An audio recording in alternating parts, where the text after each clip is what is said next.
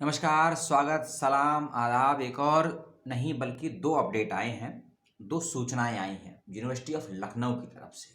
और लखनऊ की सेंट्रल नहीं बल्कि स्टेट यूनिवर्सिटी है ये, क्योंकि लखनऊ यूनिवर्सिटी का सेशन का भी फॉर्म नहीं आया है।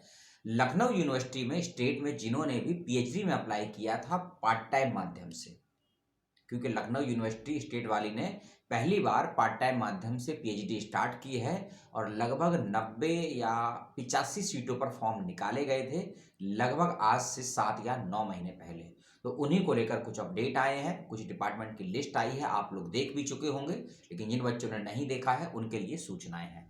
पार्ट टाइम पीएचडी का रिजल्ट आया है फाइनली, जिन बच्चों का सिलेक्शन हुआ है, और एक नहीं, 2 नहीं, 10 नहीं बल्कि 18 डिपार्टमेंट की आई है सूचना। तो पहले मैं आपको डिपार्टमेंट के बारे में बता देता हूं और कितने बच्चों का सिलेक्शन हुआ है वो बता देता हूं। उसके बाद जो एक नया अपडेट आया है फीस को लेकर, उसके बारे में आपसे बातचीत करूंगा। वीडियो देखने के बाद आपके मन में कोई शंका, सवाल, डाउट हो तो कमेंट करके आप उसको पूछ सकते हैं। और ज़रूरी बात है कि कोविड और ठंड और चुनाव प्रचार से दूर रहिएगा, फ़ायदा रहेगा। डिपार्टमेंट ऑफ फिजिक्स, एक बच्चे का सिलेक्शन हुआ है, सॉरी 2 बच्चे का सिलेक्शन हुआ है, एक जनरल और एक ओबीसी कैटेगरी में। डिपार्टमेंट ऑफ इकोनॉमिक्स में 2 बच्चों का चयन हुआ है, एक जनरल, एक OBC. Department of social work में 2 बच्चों का सिलेक्शन हुआ है, एक जनरल, एक एससी कैटेगरी में। डिपार्टमेंट ऑफ पब्लिक एडमिनिस्ट्रेशन में भी 2 बच्चे का सिलेक्शन हुआ है। केमिस्ट्री में 2 बच्चे हुए हैं, जनरल और एससी कैटेगरी में।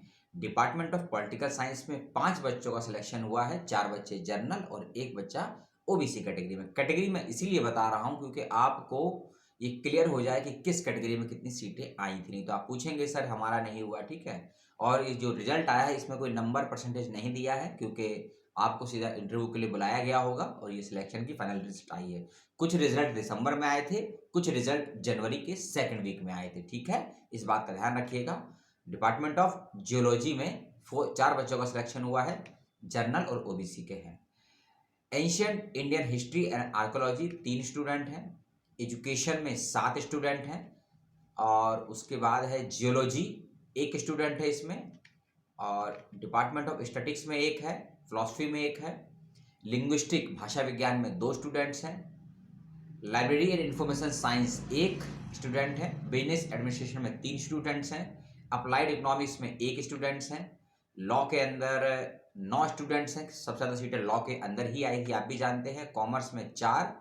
और ये स्टूडेंट की लिस्ट है जो मैं आपको सभी पीडीएफ फाइल की लिंक और डिस्क्रिप्शन में दे दूंगा कि आपको कोई समस्या ना हो। अब आते हैं फीस को लेकर। जैसे आप सभी जानते हैं कि डिस्टेंस की फीस थोड़ी ज़्यादा होती है, और जो बच्चे डिस्टेंस से करते हैं, नॉर्मल सी बात है कि आप सभी जॉब में भी होंगे, ठीक है, या जॉब में होंगे या आपकी फेलोशिप होगी, तो फीस तो आप मैनेज कर ही लेंगे, ठीक है। खासकर इसमें ध्यान रखिएगा कि आपको सेमेस्टर फीस के साथ साथ यदि किसी का साइंस कोर्स है तो उनको लेबोरेटरी की जो फीस है उसको भी देना ज़रूरी है। चाहे आप लेबोरेटरी लैब को यूज़ करें या ना करें, लेकिन इसमें लिखा गया है खासकर बॉटनी का, जियोलॉजी का, फिलॉसफी, फिजिक्स का और जियोलॉजी, फिजिक्स, बॉटनी के बच्चों को लैब की जो फीस है उसको देना ज़रूरी है, इस बात का ध्यान रखिएगा, ठीक है। और जो बच्चे खासकर केमिस्ट्री से हैं और बायो केमिस्ट्री से हैं उनको भी लैब का फीस देना ज़रूरी है। और इसके साथ साथ जो बच्चे आर्ट्स एंड एजुकेशनल में को एडमिशन लिए हैं उनके लिए भी लैब का फीस देना है। सबके लिए लैब का फीस का जो स्लैब है, चार्ट है, वो अलग अलग है, उसको ध्यान से देख लीजिएगा। और कोर्स वर्क का फीस जो कि टोटल आपका है, कोर्स वर्क का फीस, इसमें admission fees, game fees, lab fees, tuition fees, digitally financial for student, ठीक है, जो फाइनेंशियली वैसे बच्चे होते हैं उनका अलग कंसेशन दिया हुआ है। इस चार्ट को आप देख लेंगे और इस लिस्ट को भी आप लोग चेक कर लेंगे, ठीक है। और साथ में पीएचडी का जो नया फॉर्म है, रेगुलर पीएचडी का जो नया फॉर्म है, मई 2022 के आसपास भी आने वाला है, इसकी भी सूचना प्राप्त हुई है। तो यही 2 सूचना थी आपको देनी थी। जिन बच्चों का सिलेक्शन हुआ उनको बहुत बहुत शुभकामनाएं।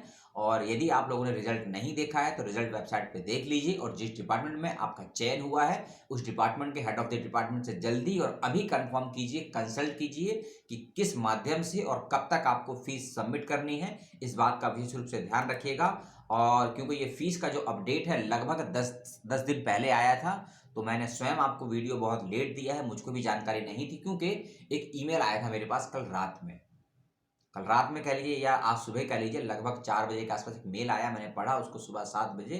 तो उसमें बताया गया कि फ़ीस कब तक सबमिट करनी है इसकी कोई जानकारी नहीं है, लेकिन उनका सिलेक्शन हो गया था डिपार्टमेंट ऑफ लॉ के अंतर्गत, ठीक है। तो मुझे तब मालूम चला कि लॉ का भी यानी कि पार्ट टाइम पीएचडी का रिजल्ट आ गया है और बच्चों का सिलेक्शन हो गया है। तो इन बच्चों को बहुत बहुत शुभकामनाएं। और ये वीडियो को देखने के बाद में कोई मन में डाउट शंका हो, जैसे पहले बताया था, आप कमेंट करके पूछ लीजिएगा। और एनओसी को ज़रूर सबमिट कर दीजिएगा। बिना एनओसी सबमिट करे हुए आपका एडमिशन नहीं हो पाएगा। जिनका भी सिलेक्शन हुआ है तो एनओसी बनवा लीजिए, और साथ साथ एक्सपीरियंस सर्टिफिकेट जो भी जॉब का आपका है वो भी आपका लगाना पड़ेगा, इनकम का भी लगाना पड़ेगा। और कौन कौन से ज़रूरी डॉक्यूमेंट है वो आपको वेबसाइट और प्रोस्पेक्टर में आपको जानकारी होगी और आप इसको जानते भी होंगे। और बस यही था। मिलता हूँ आपसे किसी और दिन, किसी और समय, किसी और अपडेट के साथ। तब तक के लिए नमस्कार, सलाम, स्वागत, जय हिंद।